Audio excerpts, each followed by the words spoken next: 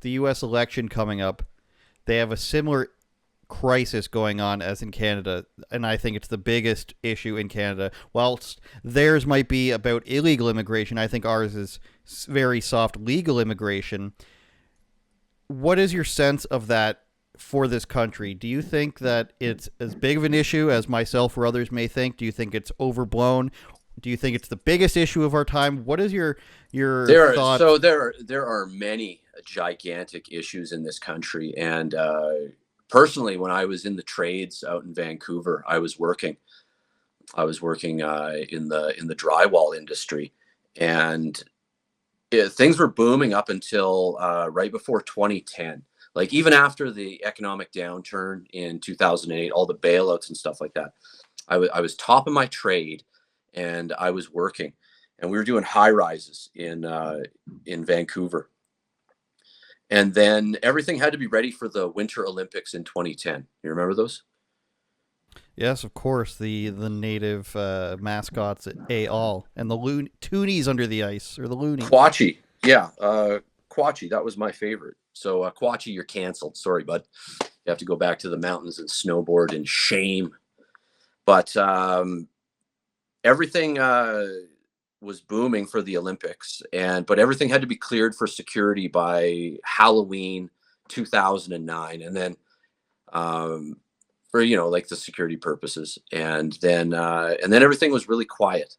And then I went back to work in 2010, but it was for $10 less an hour. And when you start doing the math on that, that's $80 less a day. That's $400 less a week. That's $1,600 less a month. And I was absolutely stunned. And I looked around the industry, and what had happened is it was money laundering from a certain nationality and group had imported massive amounts of unskilled workers. And these guys were showing up in crews of 10 or 20, working for like pennies an hour, dollars a day. And they weren't beating me out of the job. I wasn't being out craftsmanshiped. And I was a master at my trade. And these guys would just go in and fuck up the whole job site. And then they'd have one guy that was really good, and he just kind of fix it up. But it was a completely inferior product. And it was money laundering for one of the temples. One of the major temples that's what they were doing. They underbid every major job in the lower mainland at the time by hundreds of thousands, if not millions of dollars less. And yeah, I went from making a living wage to barely being able to survive. And that was, Andrew, that is going back 14 years that this was a problem. And also the buildings I was working on were basically living mausoleums. They were being made for Chinese mainlanders that were laundering their money by buying real estate in the lower mainland. And I know this because the Chinese Communist Party is godless. It worships itself. But like everything in life, and what we're seeing a lot in the last 4 years, is people need to attach themselves to a new religion, even if it's not technically classified as religion. So the Chinese are very, by and large, superstitious, and they believe in unlucky numbers and things like that. And the buildings I was working on had no number fours in them, because apparently in their culture, number 4 is horribly unlucky. So there was no 4th floor. There was no 14th floor. There was no P4. There was no, unit 2204 on the buildings. And these buildings basically would just sit empty. Like, they are empty mausoleums with nobody in them. And that was all the way back in 2010 that was going on. So I can only imagine how much worse it's got in the more than a decade that has passed. And you're seeing it. Like, I travel across this whole country. I see everywhere. And everything is being diluted to a degree with this cheap foreign labor, unskilled. Like entry-level positions have been eliminated. And just on like when I walk the streets of Toronto, you have to be very careful there because there's a lot of these certain types of people that are whizzing around on scooters and bikes with a backpack with skip the dishes on their back. And they're riding around like they're in a third world country, not obeying traffic laws, sidewalk laws, and it's actually quite dangerous being out there right now.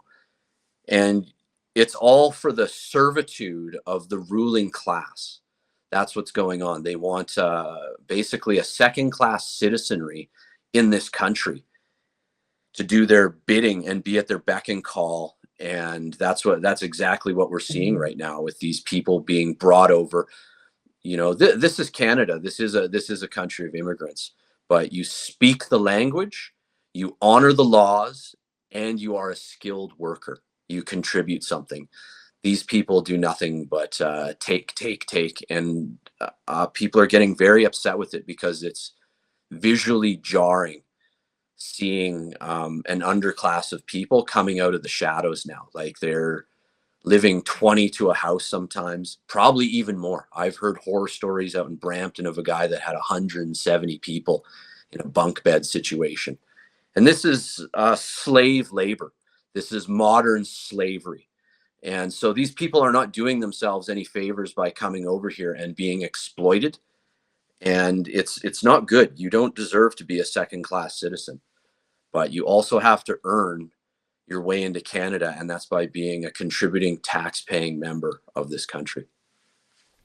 Yeah, a lot of what you're saying, I've heard from reporters who've reported on this issue of the Indian immigrants get told something, and then they end up being exploited, whether it's by universities or their own people who wish to capitalize off their labor. But I completely agree with what you're saying in terms of I think we could stop immigration for 10 years and we'd be perfectly fine.